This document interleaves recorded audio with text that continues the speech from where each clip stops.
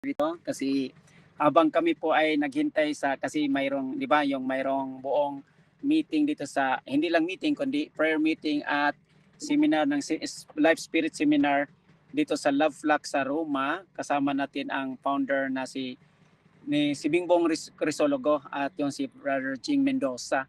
So sila po ang speakers ngayon from 10 to 5 o'clock in the afternoon. So habang kami naghintay, kasi sa loob ng grocery, nandito kami sa labas.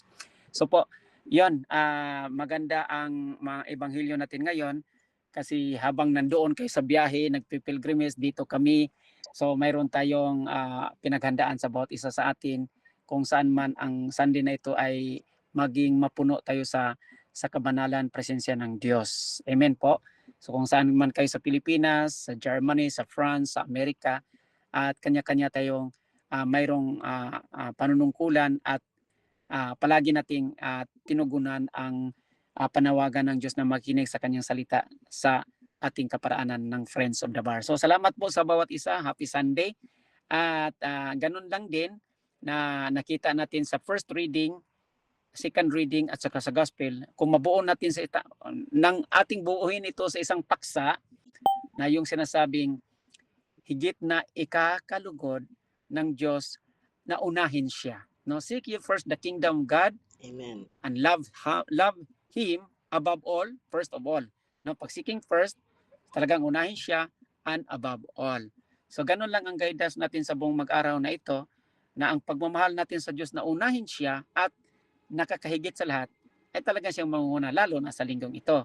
Kaya nag-pilgrimage kayo, kaya nga nagsimba tayo, o pumunta kayo sa mga kaibigan na kailangan ng mga, anong tawag doon, gabay patnubay na maging instrumento kang makatulong sa iyong kaparaanan na magbigay advice, okay, corporal works of mercy din, ano daw tawag, spiritual works of mercy din iyan.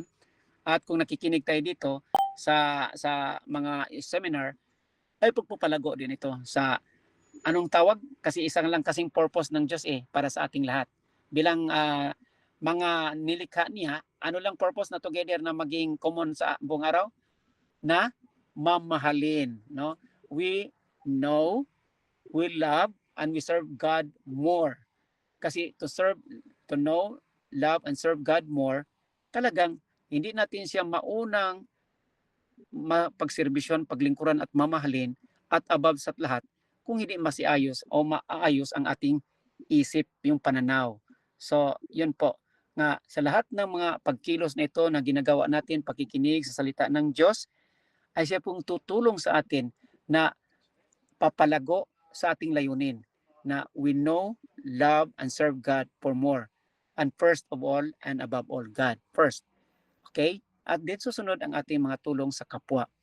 At bakit kailangan ang tulong sa ating kapwa? Kasi maging hinog at maging mabubunga ito dahil diyan kasi ine-expect ng Diyos na, di ba, sinabi nga na anong tawag doon, pagsisinungaling lang iyan o hindi makatotohanan ang iyong pagmamahal sa Diyos pag hindi mo minamahal ang iyong kapwa.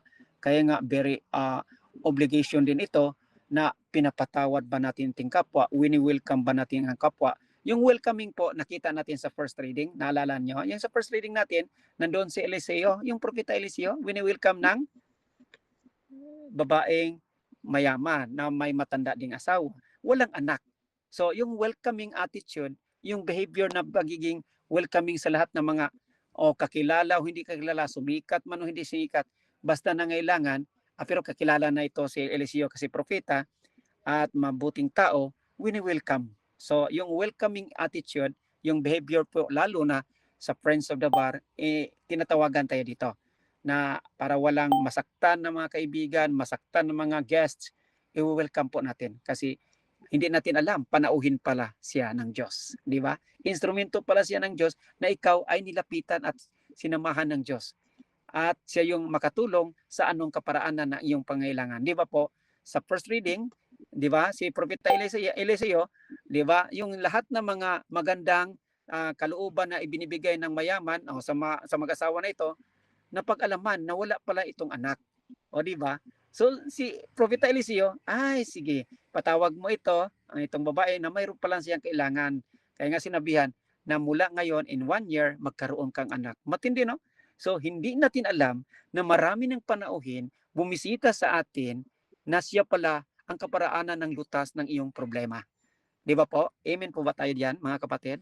Amen, amen, amen. So very important ito na kung sino man nakakilala natin o hindi, pag oras na pangailangan natin o pangailangan nila ay nagresponde tayo, natural po.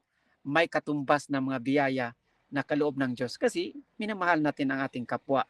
Okay? Yung kapwa nangailangan o hindi nangailangan. Kasi instrumento sila na pinaparating ng Diyos para sa iyo o para sa isa't isa. So mahalin natin ang Diyos at ibig sabihin, higit sa lahat at talagang maisabuhay sa alang-alang sa pangangailangan ng ating kapwa, pagmulasakit sa ating kapwa. Kasi yun ang hiningi naman ng Diyos. Sabihan tayo sa bandang huli, hindi ko kayo kilala. Although nga kilala tayo ng Diyos, Prince of the Fire, o kung sino man sa ating mga pamilya, kilala tayo ng Diyos kasi nakinig tayo salita. Pero kung salita man iyan, mahal ko ang Diyos, pinapatawad ko ba ang aking kapwa at tinutulungan ko ba siya? Isinasabuhay mo ba ang iyong pagkikinig salita ng Diyos? Pero pag hindi, sabihan ka talaga ng Diyos, Friends of the Fire, hindi mo naman sinasabuhay. Nag-rash judgment ka naman, nag-harsh words ka naman against sa iyong kapwa. Hindi mo naman welcome. So hindi mo na isinabuhay. Sabihan ka ng Diyos, hindi kita kilala. Di ba po? So pangit iyan. Na balang sa katapusan ng ating buhay, yung mga accountability, responsibility, bibilangin ng Diyos iyan. Nakalista na ang ating mga pangalan sa libro ng buhay. O di ba po? So hindi na natin pagkaitan ang ating kaluluwa, espiritu na sa bandang huli makapiling natin ang Diyos. Okay? So maraming salamat po. Happy Sunday at mahal natin ang Diyos higit sa lahat at una sa lahat at mamahalin natin ating kapwa sa magitan ng ating mga kawang gawa at pag-ugali na makabuluhan at makatao talaga na pag-ugali. Welcoming na attitude. Maraming salamat po. Thank you, bro.